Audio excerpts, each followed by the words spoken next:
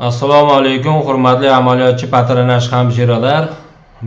Hozir sizlarga Demet axborot tizimiga ambulator tibbiy kartani PDF variantini qanday, qaysi punkti orqali kiritishni ko'rsatib o'taman. Har bir amaliyotchi patronaj o'zining nomidan kiradi yoki boshqa amaliyotchi patronaj nomidan kiradi. So'ngra bemorlar Demet axborot tizimiga kirgandan keyin bemorlar degan punktini ustiga bosiladi. Bemorlar degan punkti bosilgandan so'ng kiritmoqchi bo'lgan aholisini mana bu yerda ustiga bosadi yoki bo'lmasa mana bu yerda aholisini ismini topib oladi.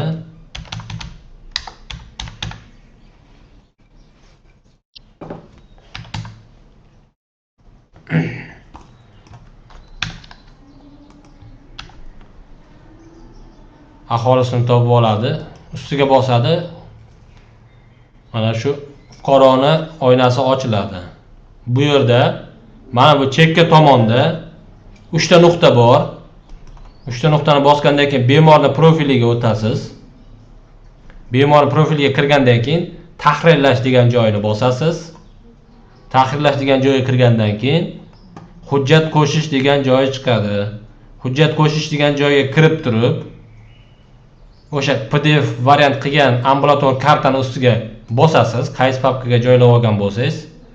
Telefonda bo'lsa, telefonda o'zi ichki xotira degan joyda chiqib keladi. Открыть bosasiz. Mana bu yerga tushdi ambulator karta mana. So'ngra saqlash tugmasini bosasiz, bo'ldi. Bemorning ambulator kartasi shu yerda saqlanadi.